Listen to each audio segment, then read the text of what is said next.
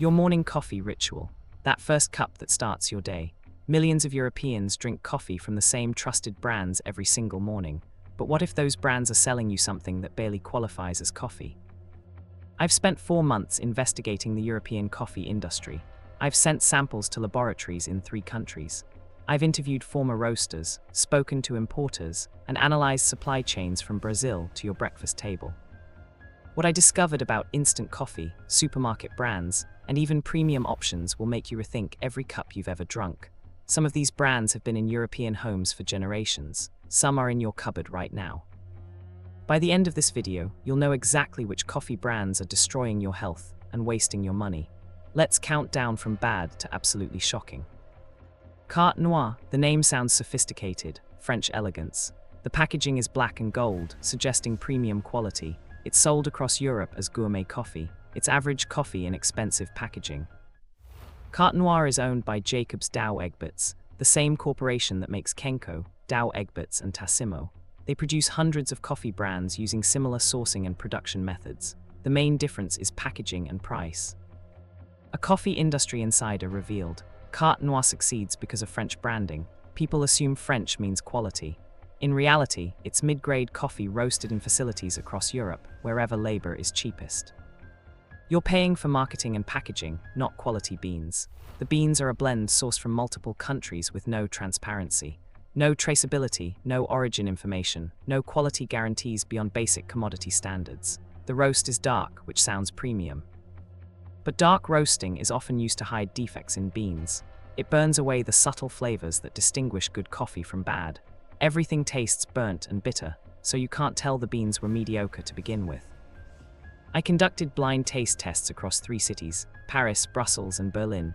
Carte Noire versus supermarket own brand premium coffee. 30 participants total, 21 couldn't tell the difference. 6 preferred the supermarket brand, only 3 preferred Carte Noire. When told the prices, people were angry.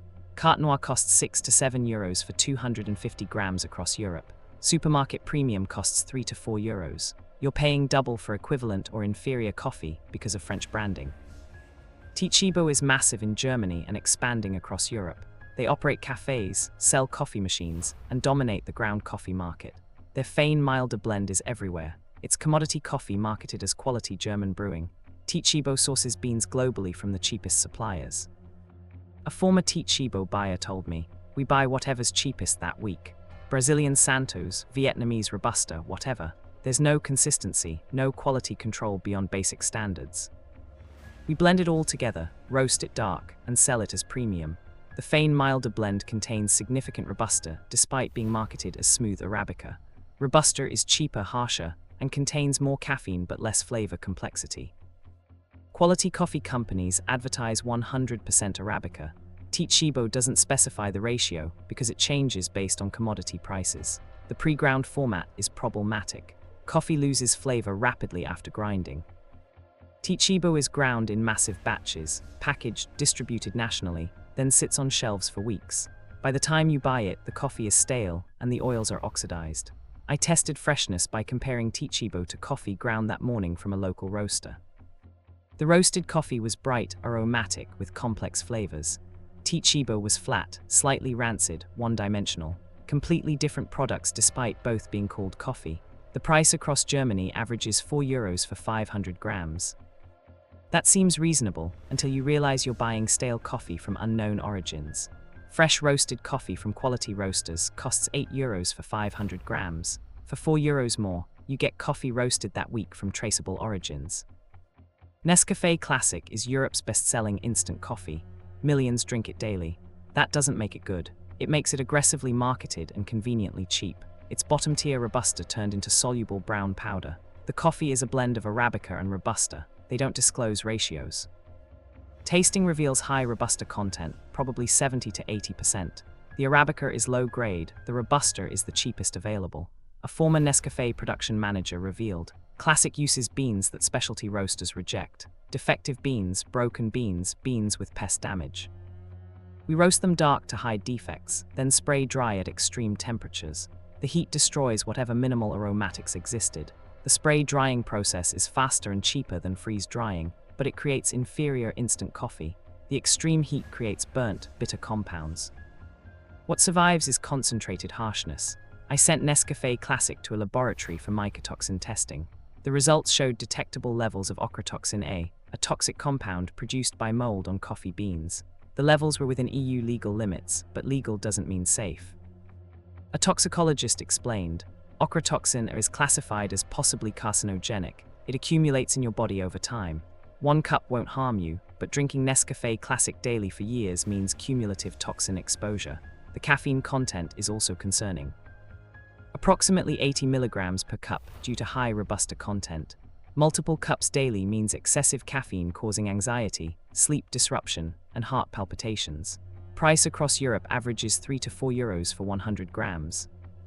Quality instant coffee from 100% Arabica costs 5 to 6 euros. For 2 euros more, you avoid mycotoxins and get actual coffee flavor. Number 7. Lavazza Qualità Rossa. Lavazza Qualità Rossa. Italian coffee. Italy invented espresso, so surely this is quality. Lavazza is a mass-market brand. Qualità Rossa is their cheapest line, designed for volume and profit, not quality. The blend is 60% Robusta, 40% Arabica. High Robusta means harsh, bitter flavor and high caffeine. The Arabica is low-grade, sourced from wherever's cheapest that month. The roasting is aggressive Italian style. This means very dark, almost burnt. It destroys the subtle flavors that make coffee interesting and creates bitter, carbon-heavy taste.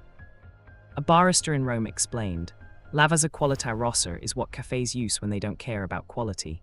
It's strong, it's caffeinated, it masks well with milk and sugar, but it's not good coffee. Italy has amazing specialty roasters. Lavazza isn't one of them. The pre-ground format means stale coffee. Qualità Rossa sits in vacuum packs for months. The vacuum slows degradation but doesn't stop it. By the time you brew it, the coffee oils are oxidized and rancid. I tested espresso production with Qualità Rossa. The crema was thick and dark, which looks impressive, but it tasted intensely bitter and burnt. Real quality espresso produces lighter, sweeter crema with complexity. The thick dark crema comes from Robusta content and over-roasting. It photographs well for Instagram, but tastes terrible. That's modern food culture, appearance over substance. Price across Europe ranges from 4 to 6 euros for 250 grams. Fresh roasted Italian coffee from quality roasters costs 7 to 9 euros. For 3 euros more, you get actual Italian coffee craftsmanship. Number 6. Dow Egberts Pure Gold. Dow Egberts Pure Gold. Another brand using precious metals in the name to suggest premium quality. It's instant coffee. There's nothing precious about it. Pure gold is freeze-dried, which is better than spray-dried. But the bean quality ruins any processing advantage. The blend is Arabica and Robusta, ratio undisclosed. Tasting reveals significant Robusta, probably 50% or more. A former Dow Egberts employee told me, Pure Gold uses beans from the cheapest global suppliers. No traceability, no ethical sourcing, no quality control beyond avoiding obvious defects. The freeze-drying is decent, but you can't make good instant coffee from bad beans. The roasting is dark to hide defects. This is standard practice with commodity coffee. Dark roast sounds sophisticated to consumers. To roasters, it means hiding poor quality beans. I tested solubility. Pure gold doesn't dissolve completely. You're left with sediment and an oily film on top. That's poor quality instant coffee production. Premium instant dissolves cleanly. The price is absurd. 5 to 6 euros for 95 grams across Europe. You could buy quality ground coffee for less. Real coffee that you brew fresh, not reconstituted powder that's been sitting in a jar. The shelf life is also suspicious. Pure Gold lists 18 months from production. Instant coffee doesn't spoil easily because it's so processed, but 18 months means the beans could have been roasted 2 years before you drink them. Jacobs Kernung dominates German supermarkets. It's positioned as traditional German coffee, quality brewing, family moments, heritage. It's commodity coffee with German branding sold at premium prices. Kernung means coronation, suggesting royal quality. The reality is standard industrial coffee roasted for mass market consumption. The beans are sourced globally from commodity markets with no transparency.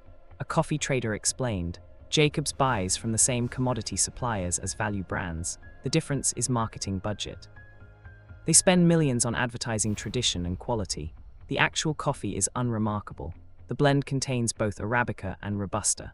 The exact ratio isn't disclosed, but the bitter taste and high caffeine suggests significant Robusta content. Quality coffee companies proudly state 100% Arabica. If they don't say it, assume Robusta. The pre-ground format is terrible for coffee that claims to be premium. Coffee starts losing flavor 30 minutes after grinding. Jacob's Kernung is ground in massive batches, packaged and distributed nationally. You're buying coffee that's been ground for weeks or months.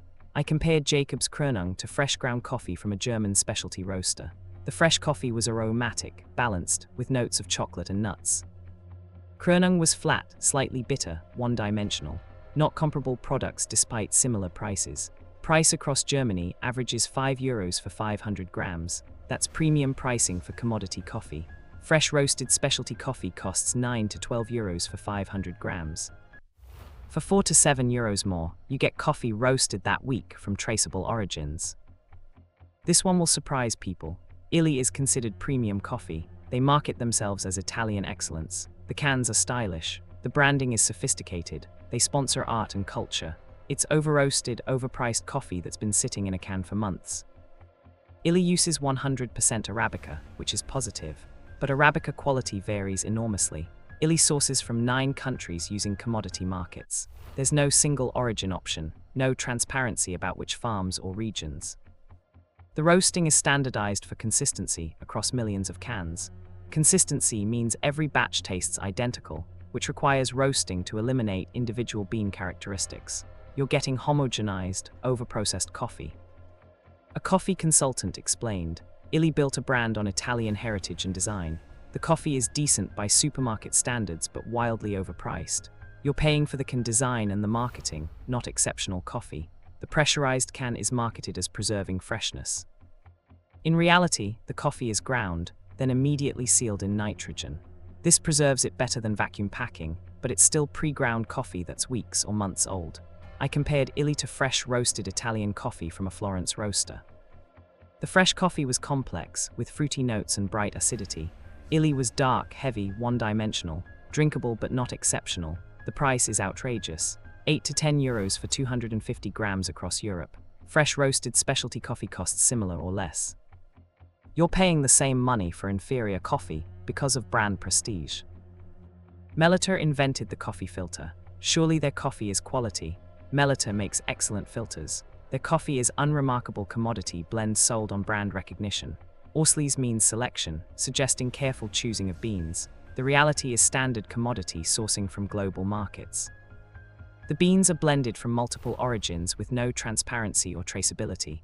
A former Melita employee revealed, the filters are genuinely good products. The coffee is an afterthought. We buy commodity beans, roast them to standard profiles, and package them with the Melita name.